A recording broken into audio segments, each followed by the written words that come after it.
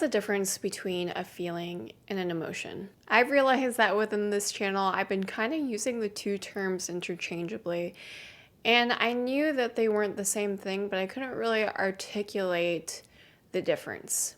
I mean, if you clicked this video, you can probably relate. So what's the difference and why does it matter? First, let's start with emotions. I know that there are a lot of schools of thought revolving around the controlling of emotions, but I stand firmly in my belief that you can. Kind of like that Destiny's Child song in the chorus where they go, "In the words of a broken heart, it's just emotions taking me over."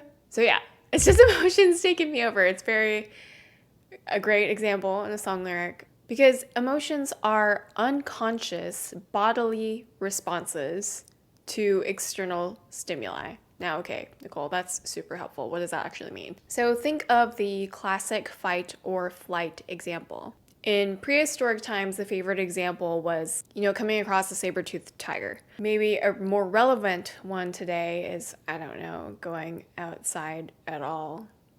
With any danger or stressful event, your body reacts. Your adrenaline rises, your heart starts racing, you start sweating a little, and your body is essentially dealing for a said event. This is what fear feels like in your body. And your body is doing it all on its own. You're not telling your body to react in this way. And these bodily reactions, these emotions, are oftentimes short-lived and really intense. So on the flip side of that, or rather relating to emotions, feelings are the subjective, conscious interpretation of the emotion. So they're the stories that we tell in our heads. They are the meaning that we assign to any given emotion. They aren't as intense and as short-lived as emotions are. So they can be a little dull, but in that sense, they can also be kind of persistent and kind of lingering. In comparison to emotions, which is something that we can't help, it's something that our body does automatically, feelings are the part that we actually have control of. Say you have fear of attachment.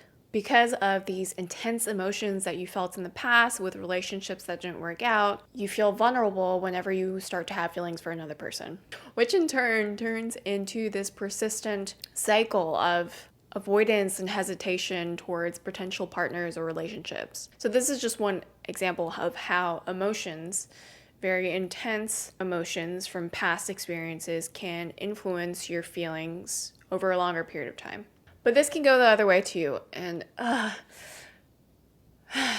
really struggle with giving this example. I have trypophobia, which I don't know if you've ever heard of it or if you can relate or you know someone that has it, but it essentially means fear of circles, which I know sounds really bizarre and fake, but just thinking about it right now, I can't even explain it. If you were to look up trypophobia, and just so you know, this is a trigger warning. If you have trypophobia or if you think certain patterns of circles look weird, then don't do this. Literally just me thinking about the experience of looking it up and how much it just freaks me out for really no apparent reason. It's giving me goosebumps right now. Going back to the example, whenever I think about trypophobia, feelings of anxiety and discomfort arise. And these feelings in turn trigger an emotional response in my body that I start to feel when I start to feel like these creepy crawly tinglies on the back of my head and my shoulders, literally just thinking about it. So I'm eliciting this emotion of disgust, of fear from those feelings that I am generating from the thought of, past experiences with trypophobia. So if you're kind of confused and you want just an easy breakdown of the differences between the two, when we look at emotions, they deal with the body. They're unconscious and they're typically short-lived and intense. When we think of feelings, they are in the realm of our consciousness because it happens in the mind.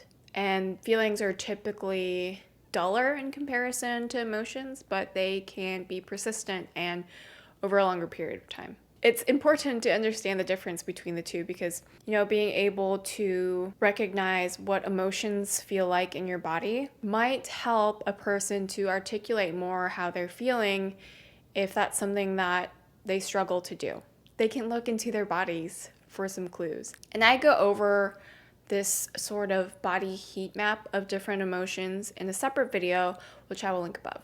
I think it's also comforting to know that it's normal if you start to have a bodily reaction when you have really intense emotions. So, like the next time you public speak and your heart's just racing and your throat is dry and you're sweating, all these characteristics, they were evolutionary beneficial and what make you human. So there's nothing to be ashamed about. And you can feel empowered knowing that. No, while we can't control our emotions, we have the power to control our feelings. When we pay attention to the inner dialogue that we have in our heads, which oftentimes, unfortunately, can focus more on the negative than the positive, especially when it's, something about ourselves. It's really true that we usually are our own worst critic. We can know that these feelings, these are just the stories that we're telling in our head, and we could start to shift those stories to be more beneficial to us if we find that they are harmful, that they're hurtful, that they don't build you up, rather they break you down. And being able to understand this can help us to live our best and most fulfilled lives. So that's this video, real short and sweet one today. I hope that you found it helpful. I'm hoping that this explanation was helpful to you, and I think I probably said that already, so I think I just need to end this video. Anyways, I hope you're doing well, and I'll see you in the next one. Bye.